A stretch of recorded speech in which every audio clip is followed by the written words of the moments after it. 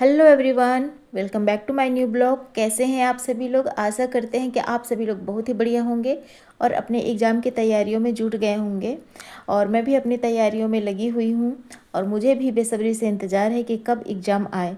लेकिन एग्ज़ाम अगर जब नहीं आ रहा था टाइम, तब हम लोगों को यह था कि कब आए एग्ज़ाम। और अब जब एग्ज़ाम का डेट आ चुका है, टीजीटी का तो देखिए दिसंबर में मतलब कि दिसंबर में ही है।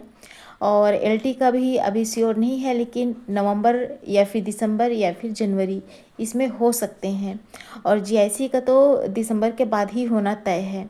तो हमारे सामने एग्ज़ाम्स के जो ये मंथ्स है ना, ये हमारे माइंड को ना, ये अभी चल रहा है एक गेम, जिसमें जो जितना अच्छे से मेहनत करेगा, जितना अच्छे तरीके से वह अपने आप को एग्जामिन कर पाएगा, अपने लिए टाइम निकाल पाएगा, उसके एग्ज़ाम बहुत ही अच्छे जाएंगे, उनको एक सरकारी नौकरी मिल जाएगी।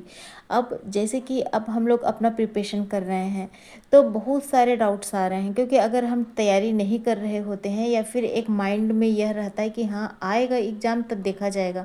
लेकिन अब हमारे पास में एग्ज़ाम है, दो दो तीन तीन एग्ज़ाम हमारे सामने हैं। और जो ये दो दो तीन तीन एग्ज़ाम्स हैं, इसको मैनेज कर कर चलना और एग्ज़ाम के पड़ाव तक पहुंचना, जिसमें कि हमको प्री भी निकालना है और मेंस भी निकालना है, और उसके लिए हमको तैयारियों में अभी से ही जुट जाना है।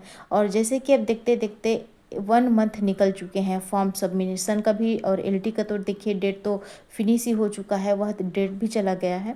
अब बचा जीआईसी का कुछ टाइम बचे हुए हैं, जिनको फॉर्म भरना है वो भर सकते हैं, अभी भी टाइम है। तो मैं यही बोल रही हूँ कि अभी जो हमारे पास टाइम है, इसको हम किस तरीके से यूटिलाइज कर सकते हैं, हमको किस तरीके से अपने जो है, किस तरीके से हमको अपने टारगेट बनाने पड़ेंगे, कैसे टाइम टेबल बनाने पड़ेंगे, किस तरीके से हमको जो है हमको प्री भी एग्ज़ाम निकल जाए और साथ का साथ हमारा मेंस भी निकल जाए। काफ़ी लोगों को अभी तक भी डाउट है। 1 मंथ हो चुके हैं जो हमारा फॉर्म सबमिशन हुआ है एलटी ग्रेड का। अब सितंबर आ चुका है, आज जैसे कि 1 सितंबर है, और फिर भी अभी भी लोगों को बहुत डाउट है कि आपने कौन सा बैच लिया है, या फिर उनको अभी भी डाउट है कि हम ये टीचर को से पढ़ें कि ये टीचर से पढ़ें। तो मैं आप लोगों को केवल यही बात बोलूँगी कि देखिए, यूट्यूब में भी फ्री में टीचर्स हैं, बहुत सारे हैं जो कि फ्री में भी अवेलेबल कराते हैं। और सबसे बढ़िया बात यह है कि आप अपने से सेल्फ तैयारी करो, एक एक जो टॉपिक से एक एक टॉपिक को चुनिए और उसके हिसाब से पढ़ाई करते रहिए। आप पुस्तक की हेल्प ले सकते हैं, यूट्यूब में बहुत सारे वीडियोस पड़े हुए हैं। आप लोग कंटिन्यू अगर टाइम निकालोगे और बैठोगे पढ़ने के लिए, तभी तक ही ये आपके क्वेश्चन रहेंगे। मतलब कि अगर आप क्वेश्चन पूछ रहे हैं कि हम अभी तक हम बैच नहीं लिए हैं या हमने अभी पढ़ाई स्टार्ट नहीं की है, तो फिर वह चीज़ डिफ़िकल्ट होने वाला है। इसीलिए ही हम मतलब कि छोटे बच्चे नहीं हैं, बड़े लेवल की तैयारी कर रहे हैं, तो सोच भी थोड़ी बड़ी रखनी चाहिए। देखिए, किसी को यह बात तीखा लग सकता है, लेकिन यस, हमको अवेयर होके आगे बढ़ना ही पड़ेगा, तभी हमारा जो है स्ट्रेटजी के साथ में काम होगा। किसी को भी ब्लेम करने से या कुछ करने से कुछ भी नहीं होने वाला है। और अभी जो भी है, जो हम मेहनत कर रहे हैं, मतलब कि हमारा जो भाग्य है, हमारी मेहनत है, यही हमारे साथ में रहेगा। आपके भाग्य, आपकी मेहनत या आपके ही साथ में है, क्योंकि जैसा आप अपना जो कर्म करेंगे, वैसा हमको फल जो है वह मिलने वाला है। और यह बिल्कुल भी नहीं सोचना है कि पीएचडी वाले हैं जो एग्ज़ाम दे रहे हैं, कि बहुत समय से पढ़ाई कर रहे हैं, जिनका छूट गया है वो भी काफ़ी समय से तैयारी कर रहे हैं, तो यह जो सीट है वही लेकर चले जाएंगे। इस तरीके से तो विचार आने ही नहीं चाहिए। विचार ऐसा लाइए जो आपको पॉजिटिव एनर्जी के साथ में भर दे, नेगेटिव सोच के साथ में काम नहीं बनने वाला है। अगर आप इसी तरीके से सोचते रहेंगे तो काम नहीं बनने वाला है। आपको सेल्फ मोटिवेटेड रहना पड़ेगा, आपको मोटिवेशन के साथ में आपको अपने लिए टाइम निकालना पड़ेगा, एक ना रियल मोटिवेशन के साथ में चलना पड़ेगा। आपको जो आप अपने लिए जो टारगेट फिक्स करोगे, उसी के हिसाब से चलना पड़ेगा, तभी हमारा कल्याण होगा, बोलना चाहिए। क्योंकि देखिए, अगर हम पूरी ईमानदारी से अगर हम प्रयास करते हैं ना, तो फिर उस तरीके के ना शक ही नहीं आएगा कि हमारा क्या रह गया, क्या बच गया। अगर पूरी ईमानदारी के साथ अगर हम प्रयास करते हैं, खुद पर शक नहीं करना है, सबसे पहली बात तो यही है, हमको खुद पर शक नहीं करना है। फिर क्योंकि फिर से लगना होगा, जुटाना होगा, हम तैयारी कहाँ से कर रहे हैं, क्या वह सफिशिएंट है। तो इस तरीके से ना क्वेश्चन आप खुद से पूछिए।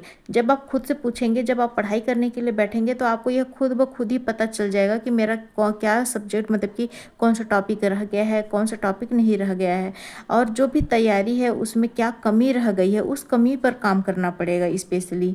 और सोचना है कि मैं अब कर लेता हूँ, तब कर लेता हूँ, अब तब की बात नहीं है, तुरंत ही आपको वो लग जाना है।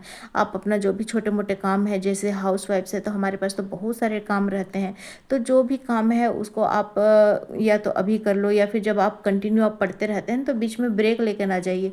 जो आपका एक ना टारगेट फिक्स कर लीजिए कि मुझे आधे घंटा या 1 घंटा तो मुझे इस टॉपिक को देना है, और जब वह टॉपिक कवर हो जाता है फिर आप जो बचे हुए काम है उसको निपटा लीजिए।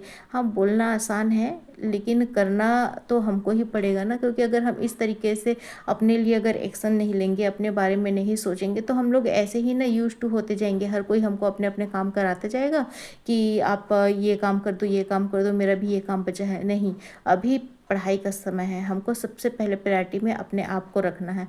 अपने लिए जो भी टारगेट है, जो स्ट्रेटजी है, जो सिलेबस के टॉपिक्स हैं उसको कवर करना अभी जो ये 2-3 महीने हैं इसी में ही करना होगा, क्योंकि अब काफ़ी समय हो गया है कि हमारे राज्य में भी काफ़ी समय से वैकेंसी नहीं आई थी, अब वैकेंसी आई है, अब चांस मिला है, तो उसको खोने से कोई मतलब नहीं है। हमको जो भी चांस मिला है उसको यूज करना है। पहले थोड़ा बहुत पढ़िए, बुक खोल कर पढ़िए। पढ़ाई में गैप होना कोई बहुत बड़ी बात नहीं है, हो जाता है गैप, कोई बात नहीं है, लेकिन धीरे धीरे से स्टार्ट करना ही पड़ेगा। और ये देखिए, मैं अभी जो मेरा जो कोचिंग में है, मेरा टॉपिक या ख़त्म हो चुका है, और इसी की मैं PDF अपना निकलवा ली हूँ, और इसी की ही तैयारी कर रही हूँ। मैं अपना पढ़ते जा रही हूँ, 48 पेजेस के हैं केवल एक जो टॉपिक है, और उसके बाद देखेंगे, धीरे धीरे से ही आगे बढ़ना है, और जो भी होगा देखा जाएगा। हमको बस मेहनत करना है, अपने आप पे बिल्कुल बिलीव करना है। और देखिए फ्रेंड्स, बायोलॉजी जो टर्म है ना, वह क्या है, वह एक ना बायोलॉजी में क्या है कि यह एक ना टर्म बेस्ड सब्जेक्ट है, जिसमें लैटिन भाषा, जर्मन भाषा, स्पेनिश, इस तरीके से सब लैंग्वेजेस ने इसमें ना मिक्स होते हैं।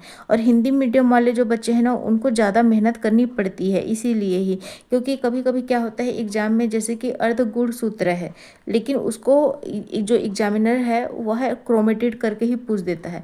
तो हमको हिंदी इंग्लिश दोनों में नाम रखना ही पड़ेगा, क्योंकि वह डायरेक्ट क्वेश्चन पूछ लेते हैं। और हमें ना पढ़ाई ना इस तरीके से करनी चाहिए कि जब भी हम क्वेश्चन को देखते हैं, एनालाइज करते हैं, तो ऐसा होना चाहिए कि जो ऑप्शंस है ना उसको देख के हमको वह आंसर ना टिक होना चाहिए कि हाँ, ये आंसर हो सकता है, ये हो सकता है।